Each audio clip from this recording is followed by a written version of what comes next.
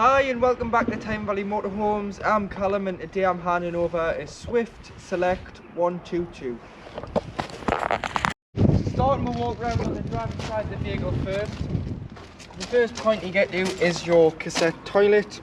So to open all the locks on the vehicle, you've got a habitation key to open the habitation side, and obviously your central lock can operate the front doors and sliding cargo door and rear back doors as it's a van conversion. And it has been fitted with a SOG system by the last owner.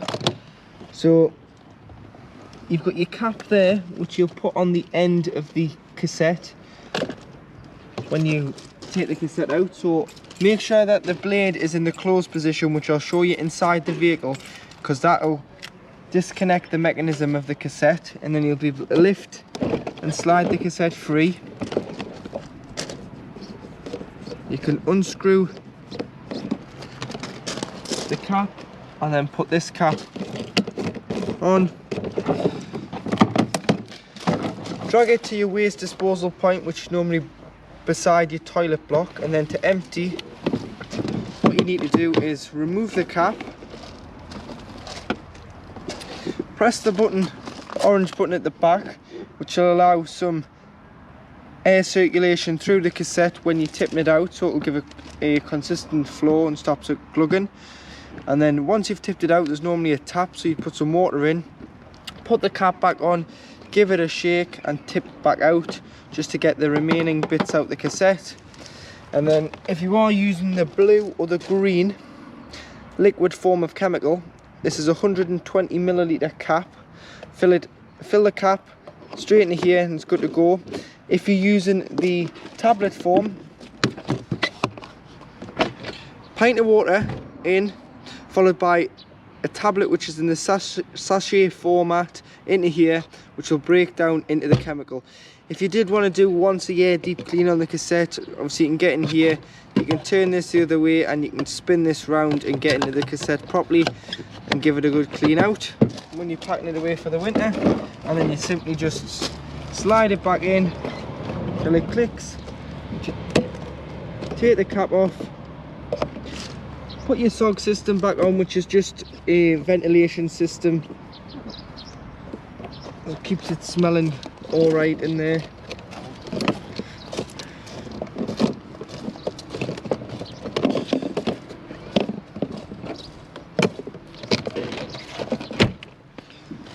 And there's a ventilation out the front vent there. You've got your Truma boiler, so this just gives the location of the Truma boiler on board, so it'll be underneath that bench seat on the driver's side of the vehicle, and this just allows the fumes out when operating on gas. And then below you do have your wastewater drain, so this is anything that you've put down a plug hole goes into a separate holding tank, and normally on the way out of your site before you hit the road you drain off your wastewater. So take the cap off, open the valve and the tap will drain off. In the winter it's very important that you drain everything out of here, because you wouldn't want the water to freeze in that tank. And then just a little tip, just leave it open ajar when travelling, just so that when you're driving down the road, anything that's in the tank will just rock out, because it is only dirty water. Two 30-volt inlet, which is your hookup point. So to hook the vehicle up, you'd get your hookup lead, lift the collar, slide it on here first, then walk to your power source and hook the power up, and do it in reverse order when unhooking, so that you're never walking around with a live lead, because if your lead ever becomes damaged, you don't want to be walking around with a live lead in the wet when hooking up. Come round to the back of the vehicle, got your high level brake light, and above that you've got your rear view camera. You've got your ladder so you can access the roof cleaning, and then you do have a bike rack, so if you slide this down you'll then be able to slide the feet. If you loosen these off and adjust them, you'll be able to slide these back and forth, so that you put your wheel in there, chock it, and then strap through the spokes on both front and both sides. And then you've got a rail on the back as well, so you can get two bikes on here. And then this is for your second bike crossbar, and this is for your first. And then what we do recommend is you put some sort of bike lock around the bike frame and the bike, so that if you were to leave the vehicle unattended, your bikes aren't going to go anywhere. Having a quick look on the back, you do want to open your doors to 90 degrees. You can, but obviously on this side you can't because of your bike rack. You can do it this side though.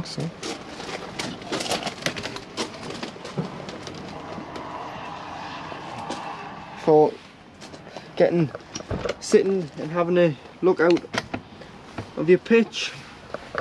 If you're on a nice pitch or you're parked somewhere, you can see that you've got storage on both sides, carpets this side, storage this side. That's your charger unit. That's just your ducting for your heating. And then you always want to make sure that you shut that door first, and then that door. Watch your head with the bike rack that you don't knock yourselves out. And then on the passenger side of the vehicle, you've got your water inlet. Again, opens with the habitation key. Carry your hose pipe and some hose pipe fittings, as it's mainly just a brass tap on most sites. Pop the hose into there. Wait until it either overflows, which means you've got a full tank of fresh water on board, or you can see on the control panel it will go up in increments of how much fresh water is on board. If you can't get a hose pipe to the vehicle, but you can get an aqua roll, a bucket, a drum of water, you do have the fitting here for a 12-volt submersible wheel pump, so that'll give it power. You'll need to put the other end into here and then drop the pump into the bucket or container of water, and it'll start sucking the water out of there into your main tank. To drain your main tank off, so if you've taken on contaminated water, or you're draining it off because you're not using it for a couple of weeks, or you're putting it away in the winter and you want to avoid frost damage, again, similar to the waste, this is a blue one, this is fresh water. So you would just open it up and drain off your fresh water. Leave that open when winter rising, so that any water can just dribble out at its own accord. Opening the sliding door, and behind here you've got your step switch, so electric step that comes in and out. Fly screen, keep the unwanted guests out when on a nice day. And you do have your LPG locker, so this is liquid petroleum gas, and in here you can fit two 6-kilogram gas bottles. So this is our test bottle. You strap the bottle in once you've got it on board, and then to connect the pigtail to the bottle, it's opposite threads with it being gas, so it's left to tighten, right to loosen, hand tight, and then turn on and off at the top of the bottle. Always turn it off before you do start travelling. And then if you are struggling to get gas through, this is just a crash sensor. So press this for 3 seconds and it'll allow the gas through into the vehicle. And obviously you do have space for a spare, so you would just disconnect, connect to your full, change your empty. Got your weight plate here, so 3.3 ton gross vehicle weight. If you were to put a tow bar on the vehicle and tow, the train weight can't exceed 5.8 ton, and then you've got your front and back axle weights, and that's the Swift sticker, so that's the new stage 2 conversion sticker, so you go off that now. Diesel filler on the passenger door opens with the main ignition key to fill with diesel fuel. Tyre pressures, so 5 on the front, which is 72.3 psi, 5.5 on the back, which is 79.5. Underneath the passenger seat is where the toolkit is, which has got a jackknip brace and a tone iron. And then underneath this compartment in the floor is where the engine battery lives. So if you ever need to replace it or charge it, just lift this cover off. You may need a screwdriver or a penny. Turn the buckles, lift the cover off, and you can get a charger on or get the battery out. And then the bonnet releases on the side of the dash on the passenger side. And under here underneath the driver's side of the vehicle, which is your left hand side, you've got all the fluids. So you've got screen wash, this cover lifts off and you can fill power steering and coolant, brake fluid, oil dipstick, paint code for the white. And then if you ever need to jump start the vehicle or jump a vehicle off the motorhome, this is your earthen point behind the passenger headlight, in between the air filter and the fuse box. You've got this little cover here, so pop your key in or a screwdriver, lift it up, and this will expose the positive contact for giving or receiving a jump start, as the engine battery is underneath the carb floor. So once you come into the vehicle, above the habitation door, you've got your main 12 volt control panel. So on here it says it's the Sergeant and it's an AC620 unit. And if you use the up and down buttons, you can scroll through the menu. So you've got your master button at the bottom, which will turn on your 12 volt or to 30 volt, depending if you are hooked up or if you're not hooked up. You can turn on that. That'll shut the vehicle on and off the living space. So it's telling you that you've got 14.2 volts in your leisure battery, and your leisure battery is charging. You've got 13.3 volts in your vehicle battery, and it's good.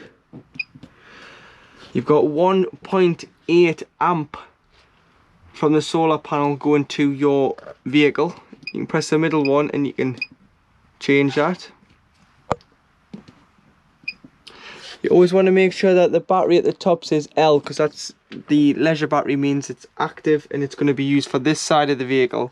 Otherwise, if it was saying V, it would be using your van battery, and there is a chance that you could flatten the vehicle battery, so when you go to start up, the van won't start, and that's not what you want when you're away. It's telling you we are currently using 1.2 amp off the battery. It's 19.1 degrees inside the vehicle, and that your leisure battery is back at 14.2 volts. Across from here you've got your various light switches. So this is your dimmer, so press and hold and you'll be able to dim them up and down at the back. You've got your awning light, and then you do have your pump at the bottom. So making sure that the boiler's closed and you've got enough water on board, you can turn your pump on. And to see your water levels, you can fresh, you've got about 20 litres on, waste, you've got nothing on. So it'll come up the both sides of the panel if you've got any water. Fresh on the left, waste on the right. And then you've got this button here which does your entrance light, which is this one here.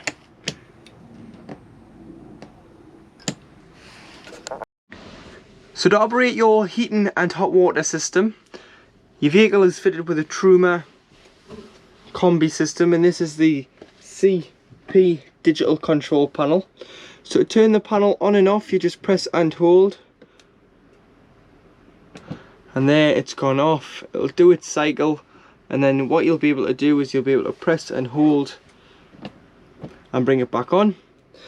Press to enter, so you get this menu first, press to enter and you get into the proper menu.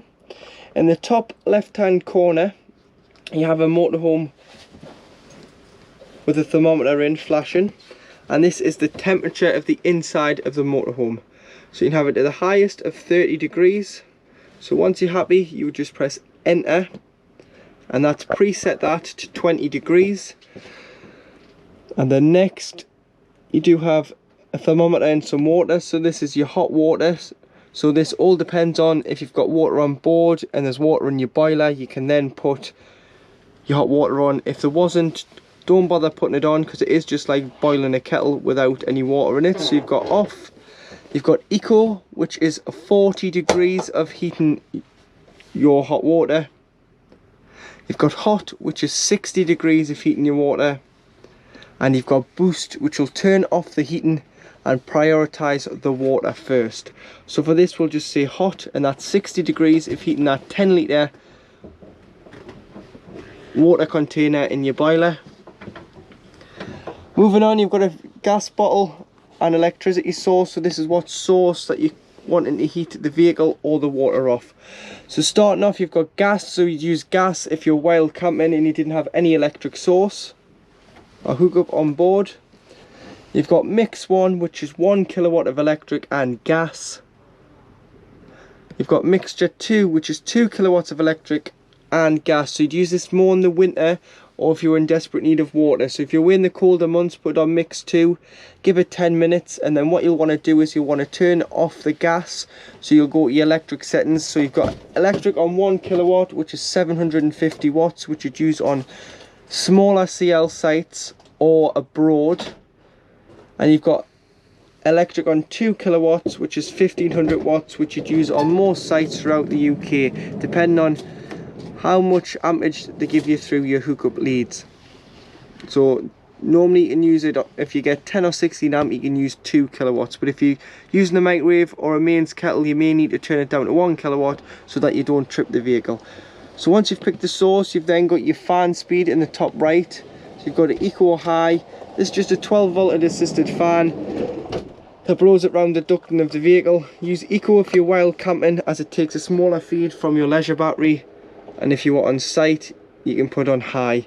If you were sleeping with it on, pop it back on eco as well, because obviously the fan's not as loud. Bottom right hand corner, you've got a timer, so you can time the heating to come on and off. You've got the time displayed on the main control panel, and then should you get a warning triangle in the middle, you can go to the spanner in the bottom right, go all the way down to reset, press enter, press preset, and it will restart this control panel. So you'll have to go in and set it all up again. So now in the kitchen area, you do have two burner hob. Allow it to cool before you put the glass lid down, and then you do have hot water when the hot water system's been on, making sure the pump's on to pressurise the water through. And you get a pressurised flow of water, and that is getting warm there. Underneath you've got a microwave, so this is a Russell Hobbs 800 watt, or should I say 600 watt microwave. So just make sure that you're hooked up for this to work. You've got storage below with gas taps on the left hand side, and storage in here with a slide out cutlery tray. So the gas taps are located just in the corner there, just behind that black pipe, which is your waste pipe. Should there be any problems with gas, turn the bottle off to be safe.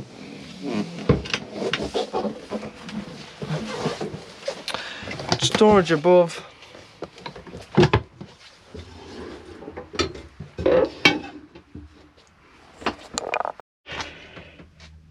In your wardrobe, you do have a leg for your table, and your tabletop just above the cab, and that will go in the floor at the back.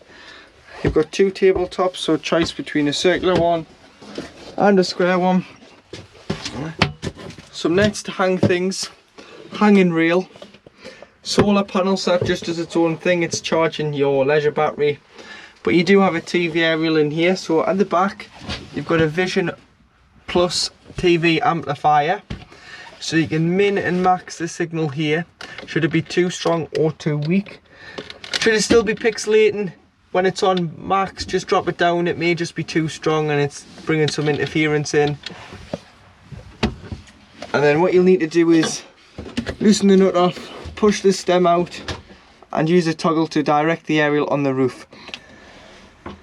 But the best advice I can give you is look where your other motorhomes and caravans are pointing, and then before you do start travelling, pull it into the vehicle and tighten the nut up, as you wouldn't want the wind to get underneath the aerial and potentially rip the aerial out the top of the van. Underneath you've got your Waco fridge. So it's a 12 volt compression fridge, and you turn on and off here by pressing and holding, and then the next button is just your temperature, So you can go, so this being the coldest, the bigger dot, and that is just a 12-volt compression fridge. When not using, you can leave it on vent, and what that'll do is it'll clip it in, but as you can see there, the door isn't closed fully, and it'll allow air circulation. So you'd want to leave it open if you weren't using the vehicle to stop any mold and bacteria and smells from growing in the fridge. But what you would do is you would empty it beforehand and give it a wipe out with some antibacterial sprays. Storage drawer, and then just behind the driver's seat you do have the location of your leisure battery, which is in here. You've got a 40 amp breaker fuse, and your leisure battery's in there, which is 105 amp hour new max leisure battery. So in the washroom you do have some storage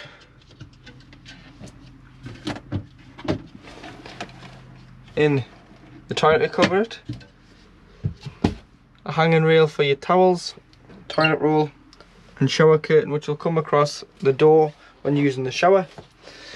Some more space to put some bottles in here, and then to operate the toilet you need to ensure that the pump's on. You'll be able to press the blue button at the back, which is your freshwater flush, and flush the toilet. Once you've flushed the toilet, you then want to open the blade,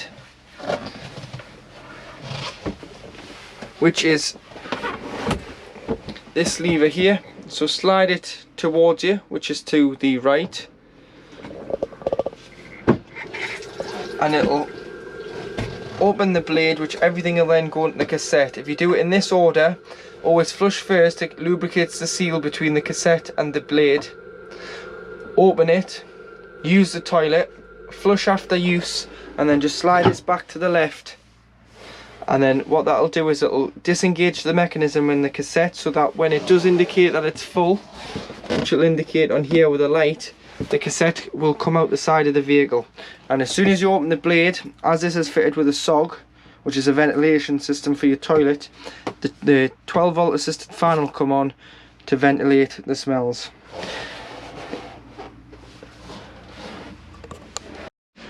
Underneath your bench seat on the driver's side is the location of your EC620 unit, which is your Smart Command Sergeant unit, and that has your system shutdown button on in the back, which acts as a battery isolation switch for the leisure battery.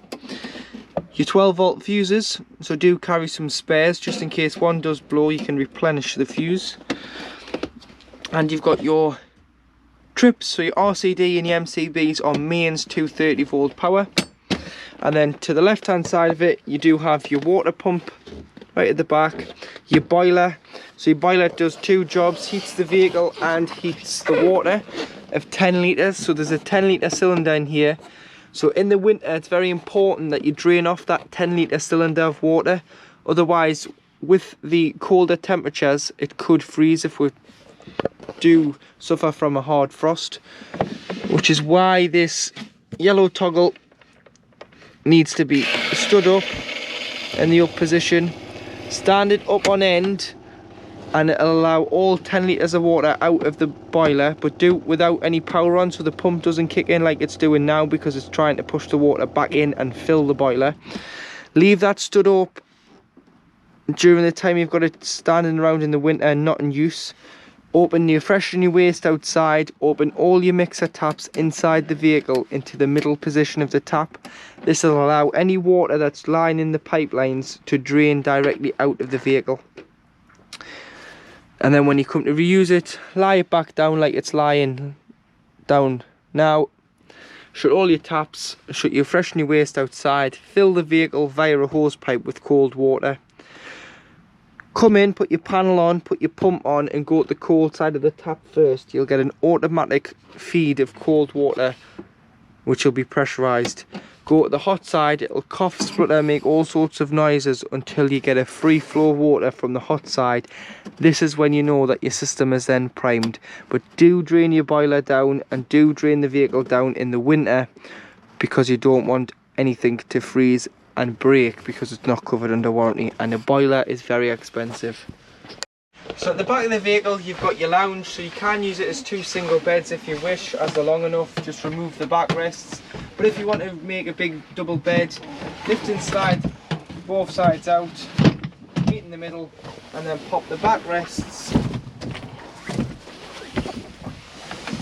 into here. And there you have one large double bed across the back end of the vehicle.